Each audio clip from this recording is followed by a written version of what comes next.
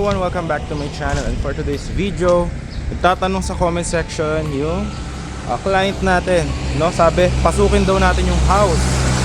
Ayan. So, papasukin ko na ngayon yung house. Ito yung ating car. Ayan. So, along highway lang siya, guys. Ayan. Pag diniretso nyo to, Starbucks, Hiraya. Ito mismo, Magallanes Drive Highway. I-search nyo sa Google Map kung talagang duda kayo. Ito, Palmcrest, Tagaytay. Ayan mismo yung guardhouse.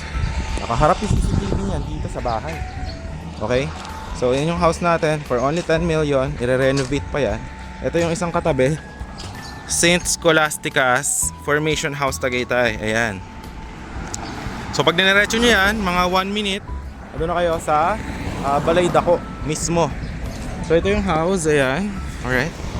Okay. So, yung mga house doon, pinapa-Airbnb yung lahat. Ayan. As in lahat. May mga pool yan. Ito yung house. This is a commercial lot. So 151 ang lot, clean title. Tapos ang floor area is 250, 240. Tapos may balcony pa yan, guys. Pwede nyo to i-open for business. Itong isa. Ayan o, i-open nyo to. Ayan. Ayan. So pwede nyo yan gawing shop or restaurant. Meron siyang 2-car park. Ayan. Okay, meron siyang 2-car park. Ayan siya. Okay. Tapos ito naman yung kabilang kapitbahay. Ayan, Airbnb papa rin. Ayan. So 15k per 15k per day, per night. Ganyan. So pwede nyo siya i-business. Yan yung kapitbahay nyo. Duplex siya. Ayan. Okay. And then ang kapitbahay nyo naman dito, kung iglesia kayo, nakaraan may client dito nagtingin iglesia. Ito na mismo, Tagaytay Iglesia. So kung sumasamba kayo, iglesia kayo, perfect na sa inyo kasi hindi kayo mahirapan na yun, no? Tapos nandiyan yung subdivision ng iglesia. So yan. So yan, guys, 10 million. So i-renovate siya, ayusin yung bubong, ayusin lahat ng kisame, lilinisin, pipinturahan.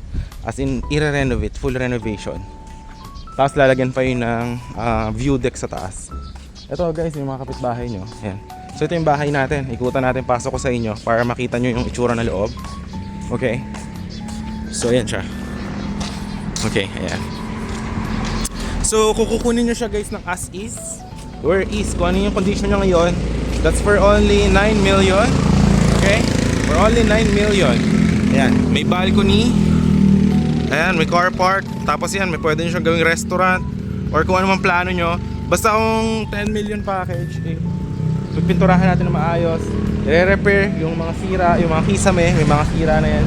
So 6 months kasi itong hindi natirahan, no? But bayad lahat ng amilyar, lahat ng mga taxes, so clean title siya. Okay, ready for transfer anytime. Ayan. So ayan, ito yung car park pag pumasok kayo. So makikita nyo dito, guys, marami pang kalat. Okay, so that's it. But lilinisin natin yan, kaya nga tayo nag-aayos ng mga gamit ngayon. Okay, kagandahan nito, ayun na mismo yung Palmcrest Tagaytay subdivision. Meron din ako mga lupa dyan pag gusto nyo, available, kaso hindi ko pa binibenta. Hindi pa natin binibenta. Okay, so ito, pasok tayo dito sa door. Okay, yung door niya, ito yung living room. Ayan, ito siya, guys. So i-renovate to. Lahat yan may grill sa loob, tapos naka-sliding windows. Ito yung sinasabi ko sa inyo na pwede nyo gawing for business. Oh, ito yung, di ba yan, yung malaking car park nyo. Okay, ito, ayan. So malaki pa itong ano na to. Pwede nyo siya gawing coffee shop or restaurant. Ayan, oh, sliding window, palagyan ng fixed glass. Ayan, tapos may CR yan. Or pwede nyo rin ito gawing maid's room kung meron kayong maid. Ayan, so tapos meron yung parang lavabo lang dito. And may isang CR. Ayan, may isang CR. Ayan siya. Tapos may access yan dito paikot. Ayan, sa property. So may setback yan paikot doon. So garden to before. So kung naghahanap kayo, pwede nyo gawing pool, dipping pool. Kung gusto nyo to pa Airbnb, perfect na perfect ng location na to. Hindi nyo naman kailangan na super laki na location para sa dipping pool. So pwede nyo to, yan, gagawin na, huhukayan siya. So gawa ng pool. Meron tayong tao na gumagawa ng pool. So depende sa laki, depende rin sa finish. So ang pricing is around 700 to 1 million. Depende po sa gusto nyong finish. Pero kung gusto nyo ng napakaliit, kaya naman daw ng 500k. So yan. Okay? Meron pa yung daan doon. Medyo tanggalin lang natin yung mga halaman. Ayan. So, ayan. Pwede nyo tayuan ng pool. Actually, malaki yan. no? So around mga 2.3 meters. Okay. So ngayon, pasok tayo papunta sa living room. Okay. So ito pala guys, ano tayo dito sa property ha. So kung ano yung mga suggestion nyo, pwede naman as is where is, yun pwede rin na ganyan, bibili nyo siya, mas mura. Pero gusto nyo na yun, renovate, ayusin natin, linisin, so 10 million lang siya. Okay? So, okay. But, if you would actually check it out on the area, o nasa area paikot, kung gaano tong kamura, you could check it out. Napakamura nito dahil commercial lot siya mismo. And tapat siya ng sikat na subdivision dito sa Tagaytay. So ito na, pupunta na tayo ng living room. Okay, ito yung living room. Ayan. So naka-grills lahat. Ayan, nakikita nyo. Ito yung mga i-repair. Kung makikita nyo yung kisame, yan, may mga iba. Kasi nga, ayan is plywood pa yan dati. So gagawin na natin yung smartboard cement para hindi na siya masisira, hindi na siya mabubulo. Okay, so ganyan. Yan. Ito siya. Ayan, ayan yung pinasabi ko sa inyo, pwedeng gawa ng pool. Yan dito, guys. Ayan o. Dito. Ayan, dito guys. Ayan o, dyan o. So mahaba kasi yan, papaikot. Ayan. Tapos dito yung kitchen. So yung living room, kung makikita nyo, open, ano siya, open concept. Kung mapansin nyo, open concept yung living room. Okay? Tapos dito, 3 bedroom naman siya. So yung kitchen natin, i-renovate din siya, ayusin din. So ayan, may mga cabinet. Tapos meron din yan yung smart, yung parang pang condominium style. Ayan. So ayan, aayusin natin yung lahat kasi makikita nyo, medyo marumi. Ayan. Tapos dito naman tayo sa labas. Ayan, dito yung laundry room. Ayan, okay. Laundry room. Tapos ito yung paikot doon sa likod. Ayan. Actually malaki pa yung setback dito sa likod, guys. Ayan, kung makikita nyo po. Ayan, medyo. Ayan. So yan, pwede nyo tayuan ng pool or kung gusto nyo ihawan, depende na sa inyo. So, okay. Alright. So, ngayon, pakita ko naman sa inyo yung bathroom dito sa baba. So yan, ito yung bathroom from the living room. Ayan. Ito actually pwede nyo gawan to ng cabinet eh. Ayan. Ito yung bathroom dito or yung powder room. Ayan. Okay, so perfect na perfect lang yung size niya. Meron tayo dito para sa mga bisita. Hindi ba? Ayan, napakaganda. Okay. And then, punta naman tayo sa second floor. So meron dyan 3 bedrooms. Okay, so tara, dito kayo.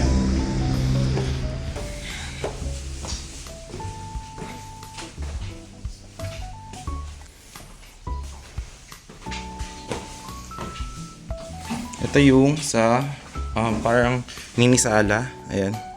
Tapos ito yung mga kisame na aayusin. Ayan, kung makikita nyo, may mga crack na. Tapos ito yung sa balcony. Ito yung sa balcony. Ayan, napakalaki ng space, no? Makikita nyo. Ayan na yung view ng subdivision. Pwede nyo tayo to ng pool. So, lilinisin natin yung lahat. Ayan yung access. Naka-sliding window yan. Ayan siya. So, malaking space to. Pwede to gawa ng pool or anything na plano nyo. Ayan siya. Ayan yung isang bathroom dito. Tapos may isa pang bathroom sa master's bed. Ayan. Tapos ito yung bedroom. Ayan siya. Okay. So ito yung master's bedroom. May isang CR. Ayan. Ayusin lang natin yan. Ang laki. Meron siyang bathtub. Ayan, kung makikita nyo. Tapos ayusin natin yung mga kisame.